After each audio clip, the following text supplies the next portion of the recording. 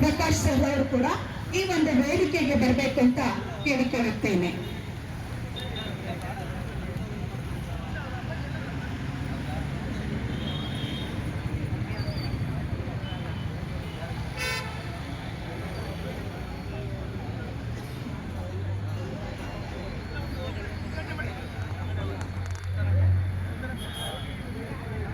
Okay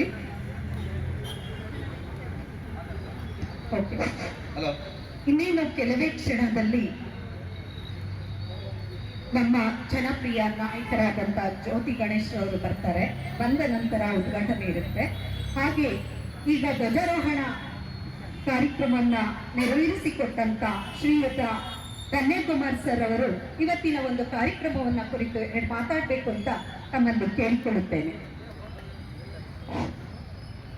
ಎಲ್ಲರಿಗೂ ಮುಂಜಾನೆಯ ನಮಸ್ಕಾರ ಮಾಡುತ್ತಾ, ಈ ಒಂದು ಕನ್ನಡ ಸಂಸ್ಕೃತಿ ವೇದಿಕೆಯ ರಾಜ್ಯಾಧ್ಯಕ್ಷರು, ನನ್ನ ಸ್ನೇಹಿತರು ನಟರಾಜ್ ಅವರಿಗೆ ಹಾಗೂ ವೇದಿಕೆಯಲ್ಲಿರುವ ಕನ್ನಡ ಪರ ಹೋರಾಟಗಾರರು ಕನ್ನಡ ಪ್ರಕಾಶ್ ಅವರು, ನಗರ ಗೌರವಾಧ್ಯಕ್ಷರಾದ ಅನ್ಸಯ್ಯನವರು, ಗೌತಮ್ನವರು ವೇದಿಕೆಗೆ ಬರಬೇಕು ದಯಮಾಡಿ. ಹಾಗೂ ಈ ವೇದಿಕೆಯಲ್ಲಿ ನಿರೂಪಣೆಯನ್ನು ಮಾಡಿದಂಥ ನಮ್ಮ ಮೇಡಮ್ನವರು, ಮೇಡಮ್ನವ್ರಿಗೂ ಕೂಡ ನಾನು ಅಭಿನಂದಿಸುತ್ತಾ, ಎಲ್ಲ ಶಾಲಾ ಮಕ್ಕಳಿಗೂ ಕೂಡ ಈ ದಿನದ ರಾಜ್ಯೋತ್ಸವದ ಶುಭಾಶಯಗಳನ್ನ ನೀಡ್ತಾ, ದಯಮಾಡಿ ನೋಡಿ ಮಾತಾಡ್ತಿದ್ದೀನಿ, ಮೊಬೈಲ್ ನೋಡ್ತಿದ್ದೀನಿ. ಇಲ್ಲ ನನ್ನ ಮಾತು ಕೇಳಿ, ಇಲ್ಲ ಸ್ಕೂಲ್ಗೆ ಹೋಗಿ ಮೊಬೈಲ್ ನೋಡೋಗಿದ್ರೆ ಸ್ಕೂಲ್ಗೆ ಹೋಗಿ. ದಯಮಾಡಿ ನೀವು ಯಾವಾಗ ಮೊಬೈಲ್ನ ಎಷ್ಟು ಸರಿ ನೋಡ್ತೀರೋ ಅಷ್ಟೇ ಹಾಳಾಗೋಗ್ತೀರಾ, ಎಷ್ಟು ಬುಕ್ ನೋಡ್ತೀರೋ ಅಷ್ಟೇ ಮೇಲೆ ಬರ್ತೀರಾ.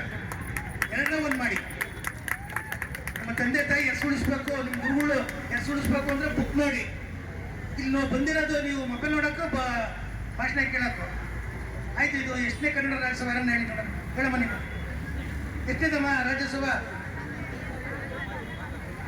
ಇವ್ರು ಹನ್ನೊಂದನೇದು ನಮ್ಮ ರಾಜ್ಯೋತ್ಸವ, ಕನ್ನಡ ರಾಜ್ಯೋತ್ಸವ ಎಷ್ಟನೇದು ನೋಡಿ. ಹೇಳ್ತೀನಿ ಕೇಳಿ, ಈ ಮಣ್ಣಲ್ಲಿ ಹುಟ್ಟಿದ್ದೀವಿ, ಈ ಮಣ್ಣಿನ ನೀರು ಕುಡಿತೀವಿ, ಗೊತ್ತಾಯ್ತಾ? ಗಾಳಿ ಬೆಳಕು ಇವೆಲ್ಲನೂ ಕೂಡ ನಾವು ಇದು ಮಾಡ್ತೀವಿ. ಆದರೆ ನಾವು ಅದ್ರದ್ದೊಂದು ದಿನಾಂಕ ಗೊತ್ತಿಲ್ಲ ಅಂದರೆ ನಮ್ಮ ಮರ್ಯಾದೆ ಹೋಗುತ್ತೆ. ಮೊದಲು ಯಾವತ್ತೇ ಆಗಲಿ ತಂದೆ ತಾಯಿ ಇದ್ದಂಗೆ, ಕನ್ನಡ ಅನ್ನೋದು ನಮ್ಮ ತಾಯಿ ಇದ್ದಂಗೆ, ಗೊತ್ತಾಯ್ತಾ? ಇವತ್ತು ಕನ್ನಡದ ಹಲವಾರು ಹೋರಾಟಗಳನ್ನ ಭಾಳಷ್ಟು ಅಚ್ಚುಕಟ್ಟಾಗಿ ತುಮಕೂರಿನಲ್ಲಿ ಎಲ್ಲ ಕನ್ನಡ ಪರ ಸಂಘಟನೆಗಳು ನಡೀತಾವೆ. ಇವತ್ತು ನಾವು ಏನು ಕನ್ನಡ ಕನ್ನಡ ಕನ್ನಡ ಅಂತೀವಿ, ಆದರೆ ಕನ್ನಡದ ಶಾಲೆಯನ್ನೇ ಮುಚ್ಚುವಲ್ಲಿ ನಮ್ಮ ಸರ್ಕಾರಗಳು ಹುನ್ನಾರವನ್ನಾಗ್ತವೆ. ಆದರೆ ಖಾಸಗಿ ಶಾಲೆಗಳು ಮಾತ್ರ ಎಲ್ಲ ಕಡೆಯೂ ಕೂಡ, ಎಲ್ಲ ತಾಲೂಕು ಜಿಲ್ಲಾವಾರಲ್ಲಿ ಖಾಸಗಿ ಶಾಲೆ ಜಾಸ್ತಿ ಆಗ್ತವೆ, ಕನ್ನಡ ಶಾಲೆ ಮುಳುಗೋ